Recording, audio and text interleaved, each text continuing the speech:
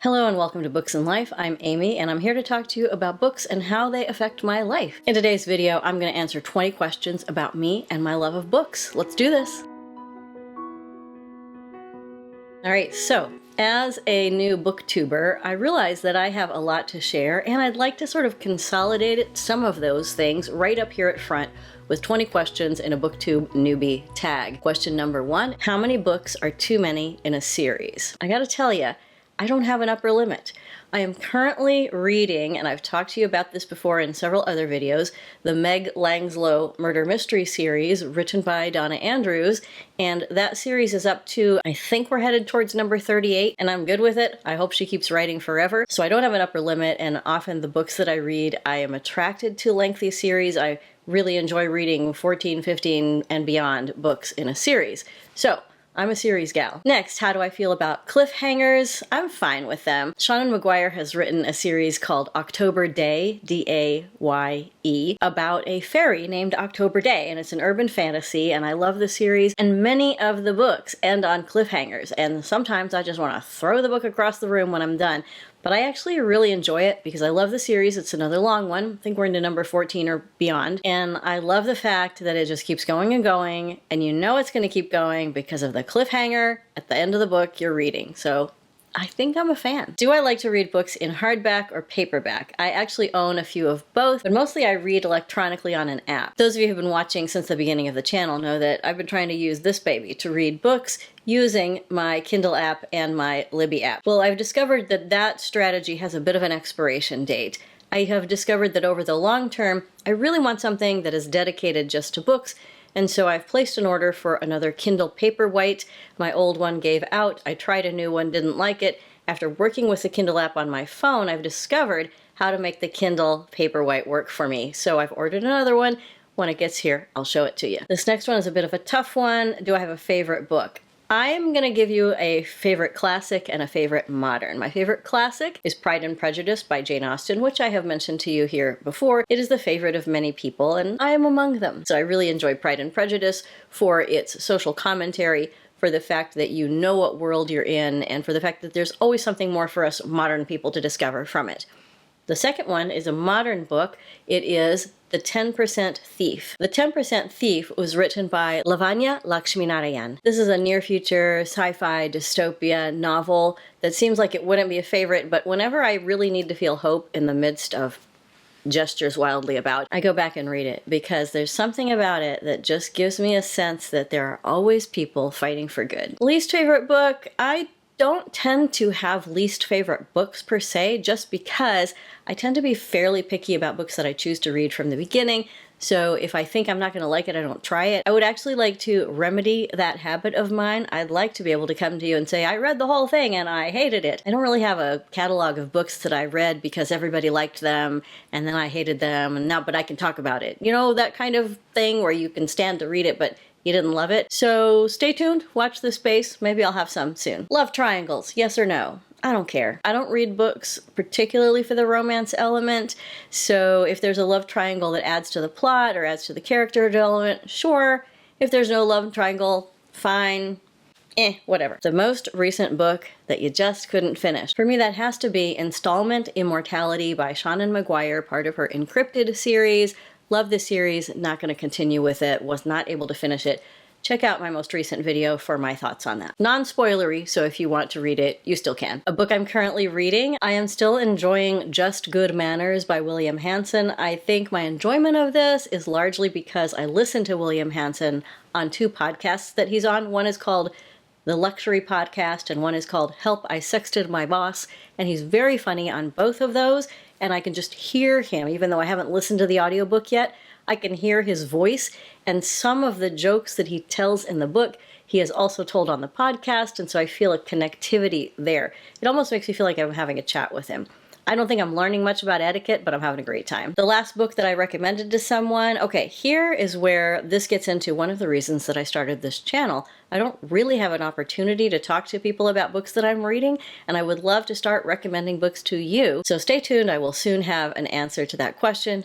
but not just yet. The oldest book that I've read by publication date, I was having to do a little research on this and I was trying to think about, I remember in high school reading Beowulf and also reading Oedipus Rex. I wasn't sure which one was older. Turns out it's Oedipus Rex. I went down a little bit of a research rabbit hole and it turns out modern productions of this are all over the place. There's a big one starting on Broadway very soon that's been brought over from London. If you want to know more about what's going on with the current productions of Oedipus Rex, it's worth just doing a quick Google. It's so interesting how this timeless tale has been adapted for modern times, and it has lasted for over 2,500 years. So I can't claim to be a classicist, but I do remember reading it, and I've also seen the play performed. Stunning. It's a stunning work. Devastating. The newest book that I've read by publication date is The Shattering Peace by John Scalzi, which I talked about again in my most recent video, and I enjoyed it. It wasn't my favorite of the Old Man's War series, but I did enjoy it, and I will continue to read John Scalzi's writing from here on out. He's one of my favorite writers. I don't think he compares exactly to Jane Austen, but I like him just fine. Speaking of which, who's my favorite author? Well, Jane Austen. I gave it away just then. It's not, unfortunately, the lovely and talented Jessica Fletcher, although I do love Murder, She Wrote. I always claimed Jane Austen as my favorite, even though the number of works that she wrote was relatively small.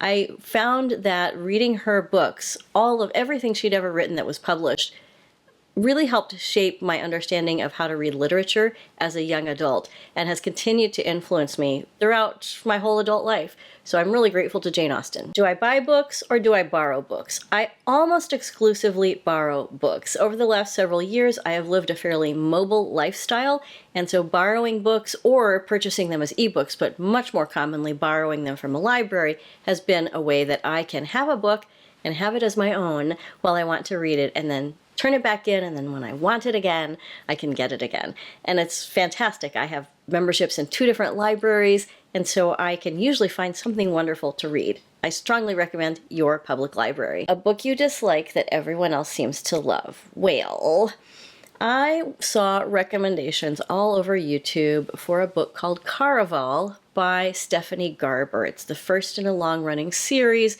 People adored this book. I read it and it actually gave me like PTSD flashbacks. I do not understand the hype for this book. I don't understand the appreciation. I genuinely found it horrifying to read, and I found it horrifying because it portrayed abusive situations as love. And I was shocked. I was really, really upset by how the young woman protagonist was instructed that the abuse she was receiving actually constituted love. So I don't understand how anybody could read that and not be horrified, but I am in a minority. Most people who read the book absolutely loved it. If you go on Goodreads, you can see most of the reviews are 5 stars. I am not in their camp. A lighter one, Bookmarks or Dog Ears. I don't really care. I probably am more of a bookmark girl, but since I mostly read using my e-reader of some kind, whatever iteration I have at the moment, it's not that big of a deal. The program bookmarks it for me, so I guess I would say I'm probably more of a bookmark girl in that sense. A book I can always reread. I go back over and over and over to the Meg Langslow series, which I've mentioned here. You're probably already bored of it, even though I only have a few videos on the channel. I really, really love that series. I can always predict the patterns, the major beats of each story, which is a great escape for me when I've had a day that hasn't gone well. I have certain ones that I love to go back and read again. It's another series that I haven't talked about yet. The Southern Vampire series by Charlaine Harris. You might know this as the Sookie Stackhouse series, the series that inspired, what was it called? True Blood. And the first season of True Blood really matches up well with the first book in the Sookie Stackhouse series. There's a certain book in that series that I love to go back over and over and just read it again and again and again. It's such a fun ride. Those books, very silly, not serious literature, but so much fun. Do I like one POV or point of view, or do I like multiple POVs? I am Switzerland. I careth not. I am good with either one. I have read some books that bounce around from different points of view all the time, different voices, and I'm fine with it. I've read others that are a single point of view all the way through. I'm also fine with it. How many points of view are in a book is not something that makes me think, do I want to read it or not? So I like the variety of sometimes reading a book with one point of view and then going to a book that has multiple ones. There we go. Again, Switzerland. Can I read while listening to music? No. I was a music major in college, and for most of my professional career, I was a music educator and a performer. I have a very difficult time, even now, listening to any music for any reason that is leisurely. I'm always analyzing it, thinking how I would teach it, thinking how I would perform it, giving an impromptu voice lesson to the singer as I'm listening to this well-produced album. So no, I can't read while listening to music, and I think it's very sweet and cozy that others can. I probably broke my brain a little bit with all those years of studying and teaching music. Still love it though. Do you read a book in one sitting or multiple days? I'm curious about your answer to this. My answer is, because I work so many hours outside the home, I really have to read it in multiple days, and often, honestly, multiple weeks. I was able to start this channel because I've got a backlog of books that I've read over the last couple of years that I have plenty of time to talk about. But I am not going to be a person who comes to you having read 30 books in a month. Not until I retire, and that's a decade or more away. So definitely multiple days, maybe multiple weeks, sometimes multiple months. And we're going to end with a really fun one. What's a book you've read just because of its cover? And I have two. I couldn't pick. This is another one where I couldn't pick. Here I have Legends and Lattes.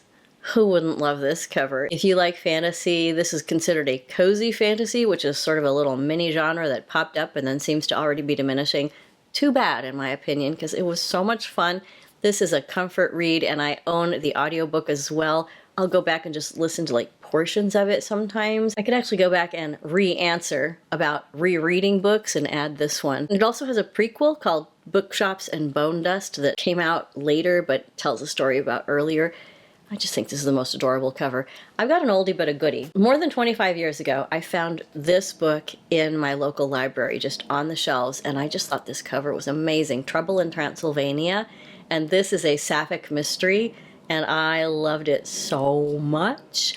And I have now bought a hardback version of it, one that I have kept with me, and it's going to go with me everywhere. Trouble in Transylvania. Maybe I'll talk about it in a video. Are you interested in sapphic mysteries? Tell me and I'll describe these books to you. There's a whole series. They're really fun. How about you? I'm curious about your answers to any of these questions as we get to know each other. I'm so glad you're here, and I'm so glad that I get to talk to you about books. It's so much fun. Let's keep the conversation going, and I'll see you next time. Bye-bye.